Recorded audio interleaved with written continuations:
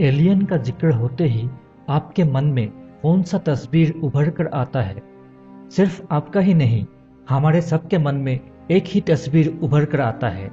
एक ऐसा प्राणी जिसका एक बड़ा सा सिर है, बड़े बड़े काले आंख है, छोटी नाक और मुंह है और लंबी लंबी उंगली है। एलियन का ये रूप दुनिया भर में मशहूर अफवाहों से और एलियन को देखने की दावा करने वाले लोगों से बनी है। हालांकि कोई भी इसका पुख्ता सबूत दे नहीं पाया। लेकिन एलियन का रूप ऐसा ही क्यों, जो दिखने में इंसानों से मिलता जुलता है? हमारे दुनिया में ही 1 करोड़ से भी ज्यादा स्पेसीज निवास करती है और सभी में अंतर है।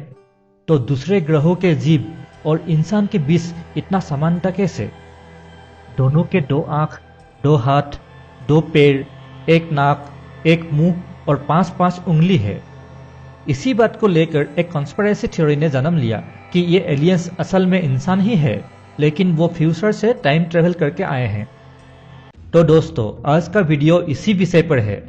आज हम इस थ्योरी के सच होने के कितने संभावनाएं हैं, इस पर बात करेंगे। फिर से मैं एक बार आपको बोल दूं कि ये एक कॉन्स्पिरेसी थ्योरी है। इन बातों का कोई ठोस प्रमाण नहीं है, लेकिन बहुत सारे जाने माने लोग भी इस बात को मानते हैं और काफी डॉक्यूमेंट्रीज भी बन चुकी है। जाने माने लेखक H.G. वेल्स ने उनकी किताब man of the year million में भी इस बात की संभावना जताया है। ये मेरा दावा नहीं है, लेकिन मैं इस तथ्य को हिंदी में आपके सामने रख रहा हूं। तो चलिए दोस्तों, शुरू करते हैं। एलियंस का ये छवि तब से प्रचलित है जब 1947 में न्यू मैक्सिको का शहर रॉसवेल में एक यूएफओ दुर्घटनाग्रस्त होने की खबर प्रकाशित हुआ।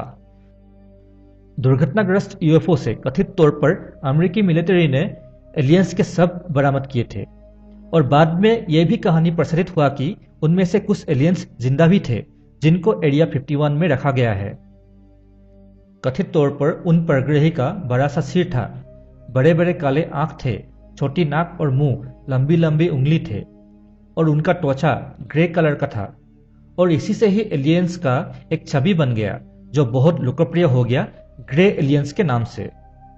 रॉसवेल के इस यूएफओ क्रैश को बाद में अमेरिकी अधिकारियों ने एक वेदर बैलून कहकर इस पर पर्दा डाल दिया। इस घटना के बाद एलियन के द्वारा इंसानों का अपहरण का कई मामला सामने आने लगे।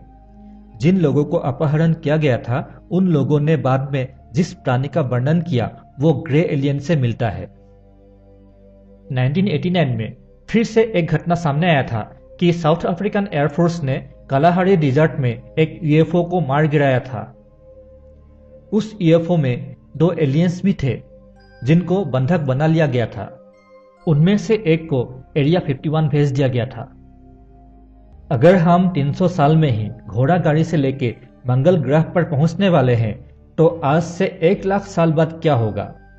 टाइम ट्रेवल तो जरूर संभव होगा और शायद भविष्य के इंसान आज के जमाने में आ रहे हैं, लेकिन हम उनको एलियन समझते हैं। यहीं पर आप पूछेंगे कि अगर ये एलियंस इंसान ही है तो दिखने में कुछ अलग क्यों है?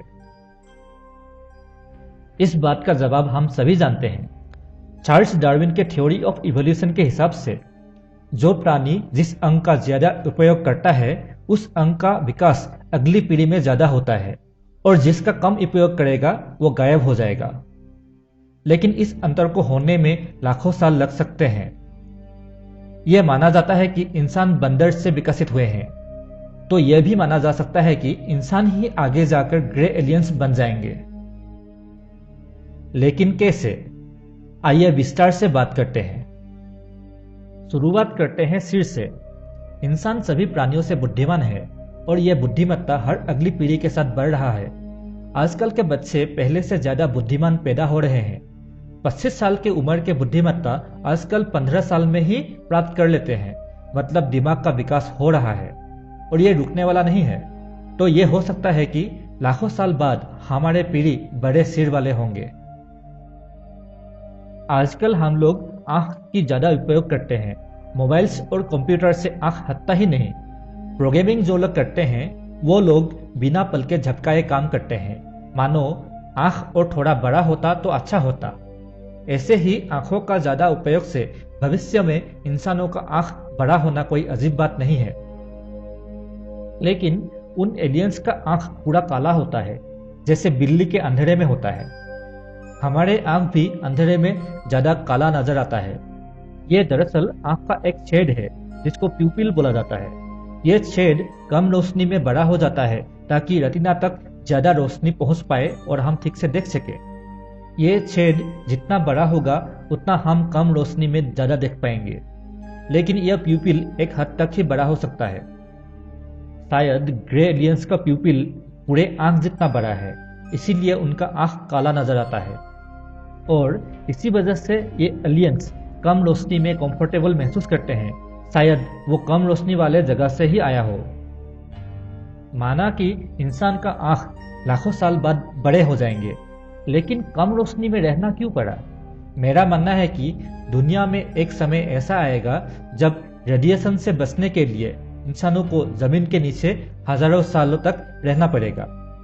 यह रेडिएशन न्यूक्लियर वार या वायुमंडल के ओजोन लेयर के नष्ट हो जाने के कारण से हो सकता है।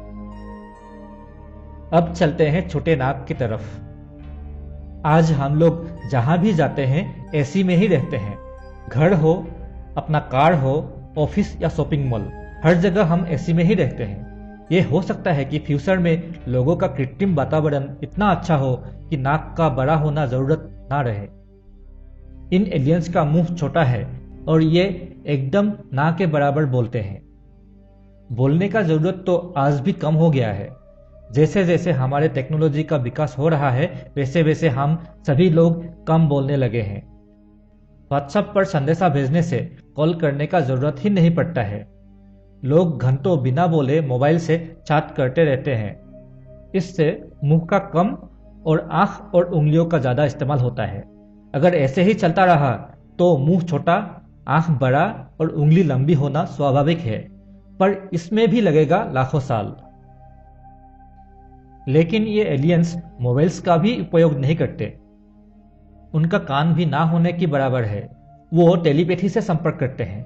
टेलीपैथी एक ऐसा माध्यम है जिसके द्वारा एक दिमाग के संकेतों को दूसरा दिमाग प्राप्त कर लेता है और समझ लेता है। आज हमारा टेक्नोलॉजी इतना तो विकसित हो ही गया है कि कंप्यूटर इंसान के मन को पढ़ सकता है। मतलब हम दिमाग में कुछ सोच के कंप्यूटर को कुछ करने का आदेश दे सकते हैं। इस विषय में आप गूगल करके देख सकते हैं। लेकिन अब तक एक दिमाग का संदेशा दूसरा दिमाग समझ नहीं सकता, कुछ लोगों को छोड़कर। भारत में ही एक ऐसी छोटी लड़की है जो अपने माँ के दिमाग को पढ़ सकती है। मिलिए नंदना से। इस खूबी को जांच करने के लिए एक बार नंदना के माँ को एक लिखित कविता दिया गया था मन में ही पढ़ने को, और नंदना को बोला गया उस कविता को लिखने के लिए, और नंदना ने वही कविता अपने माँ के मन से टेलीपैथी के द्वारा पढ़कर लिख दिया। टेलीपैथी के ऊपर वैज्ञानिकों का रिसर्च चल रहा है और लाखों साल बाद यह सामान्य बात होगा। आजकल हम लोग मॉडर्न गैजेट के बिना जीने की सोच भी नहीं सकते। अगर आप अकेले कुछ समय बिताना चाहते हैं तो भी स्मार्टफोन तो चाहिए ही। लेकिन ग्रे एलियंस का तस्वीर में कोई भी गैजेट नहीं दिखाया जाता। इतना उन्नत होकर भी बिना गैजेट के ये क्यों रहते हैं? असल में इनको जो जो गैजेट चाहिए वो उनके शरीर में ही मौजूद है। आज हम लोग मोबाइल और कंप्यूटर को पहनना चाहते हैं। गूगल ग्लास से सब काम हो जाता है। उससे भी छोटा स्मार्ट कॉन्टैक्ट लेंस बन रहे हैं, जिससे किसी को पता भी नहीं चलेगा कि असल में आप कंप्यूटर में काम कर रहे हैं। पलक झपकाते हुए तस्वीर खींच रहे हैं। इसके अलावा कंप्यूटर चिप्स दिमाग में डालकर दिमाग का पावर बढ़ाने का कोशिश भी चल रहा है। एक जमाना आएगा जब हमारे अंदर ही सारे जरूरत के गैजेट रहेंगे, और शायद ग्रे एलियंस भी ऐसे ही हैं। हम लोग आज जैसे बोलते हैं कि लड़का और लड़की में भेदभाव नहीं होना चाहिए, ये एक जमाने में सच होने वाला है। तब कोई भेदभाव तो क्या, जेंडर ही नहीं रहेगा। अगर ग्रे एलियंस फ्यूचर का इंसान है तो, क्योंकि उनका कोई जेंडर नहीं है। शायद नई पीढ़ी को तैयार करने के लिए वो लोग क्लोनिंग जैसे बहुत उन्नत तरीके का इस्तेमाल करते होंगे। क्लोन से पैदा होने पर उनका कोई परिवार नहीं रहेगा। माँ बाप, भाई बहन गर्लफ्रेंड, बॉयफ्रेंड जैसे शब्द लुप्त हो जाएंगे। असल में प्यार ही गायब हो जाएगा, लेकिन टेक्नोलॉजी बढ़ेगा। अभी भी लोगों में, परिवारों में प्यार का कमी हो रहा है। आजकल लोग इंसानों से ज्यादा चीजों से, जैसे कीमती गाड़ी, मोबाइल से ज्यादा प्यार करते हैं। परिवार और रिश्ते खत्म हो जाएंगे। रह जाएंगे सिर्फ एक जाति, जिन्हें ग्रे एलियंस के नाम से जाना जाएगा। लेकिन तब जाके इंसानों को शायद मालूम होगा कि आज का समय ही अच्छा समय था, और इसीलिए वो टाइम ट्रेवल करके वापस आएंगे इस जमाने में आज के इंसानों का टिश्यू कलेक्ट करने के लिए, जो उनके समय में आज के जैसे इंसान पैदा कर सके। इस बात का खुलासा किया था कोई और नहीं, कनाडा के पूर्व रक्षा मंत्री पॉल हाइलर ने 2015 में। उन्होंने कहा कि यूएस गवर्नमेंट एलियंस के साथ मिलकर काम करते हैं।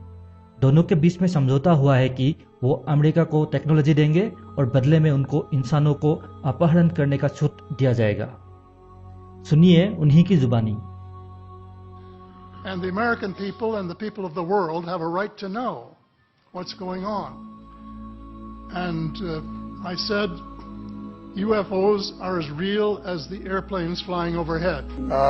The MJ-12, this is the very small elite group that President Truman set up to manage the extraterrestrial file and to report directly to the president. They allegedly made a deal with the Greys to exchange technology and to allow them to do a limited number. That's a joke to say, but the deal was a limited number of abductions